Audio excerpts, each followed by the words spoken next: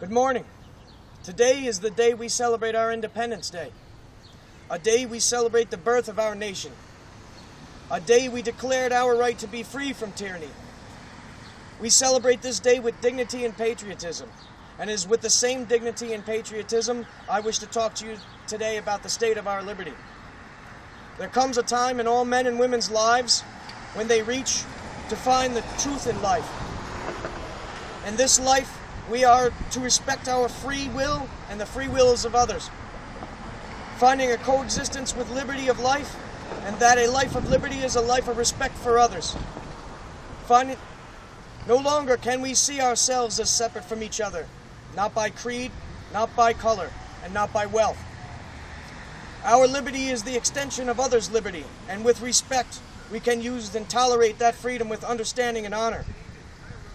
The difference of opinion in politics, religion, philosophy should not deter our friendship, nor should it push us to accept tyranny. A wise and frugal government, which shall restrain men from injuring one another, which shall leave them otherwise free to regulate their own pursuits of industry and improvement, and shall not take from the mouth of labor the bread it has earned. This, a quote from Thomas Jefferson, profound in its nature, is not abstract from our time 200 years later. From it is that men and women may not act against each other in the form of tyranny, that extortion is not compensation, and that it is government's duty to ensure liberty is justified. When forced to police acts that are of the right of the people, you put upon government the ability to overstep and shatter that which we have all fought so hard to keep and endure.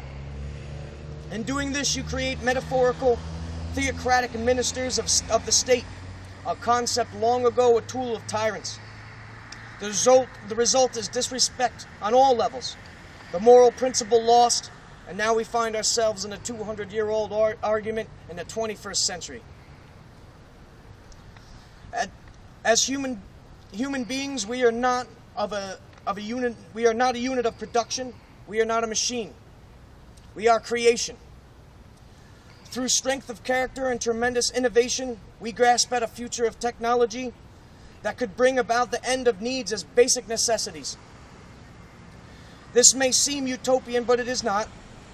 And any future progress will open up new avenues, but also will challenge in ways equally as unimagined. We should not find that in our capacity to create, we ignore our liberties and rights, whether that be on Earth, in the internet, or out in space.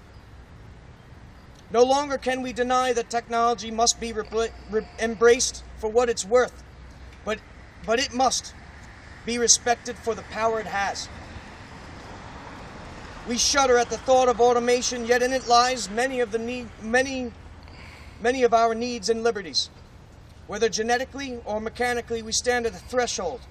Like the nuclear bomb, we find that our destruction of all of us can happen instantly. But now, what was once a threat, a singular threat, is now endless.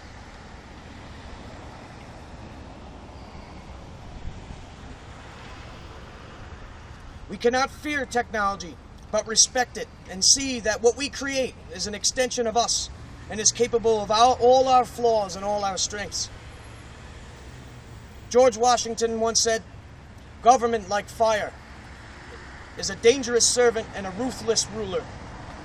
In our quest to protect ourselves from the endless variables that may turn us in the wrong direction, we may ignore the possibility of keeping us on our true course. It is only when you realize that death is always imminent, you realize how free we really are. To trap ourselves in the cloak of despair, to protect ourselves from despair is true ignorance. Security is our actions and our understanding of the consequences. To have given full control of printing and loaning of money to private investors and not expect those entities which are invested to use that to control the supply and demand and to control our lives is again ignorance. These are not the problems of long ago. They have always been, and they are at the heart of our predicament today. For years, a steady stream of apocalypse and destruction has been threatened and attempted, but not once has liberty been used to defend us.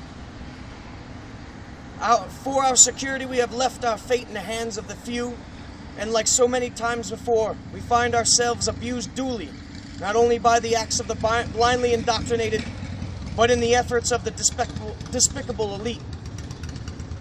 If we do not recognize that within ourselves lies the entirety of the universe, we will never know our true potential or our capacity as human beings. Our passions have blinded us to the ambitions of others, and now we find sight, but do not act to diffuse the true mechanisms that threaten us. When terrified by apocalypse, we must see that in every day lies the end and the beginning. We must accept the worst in all humanity in order to achieve the greatness within us all. Know that we may have grown from this world, but we make it move. And together, we can free ourselves again. Thank you, and happy Independence Day.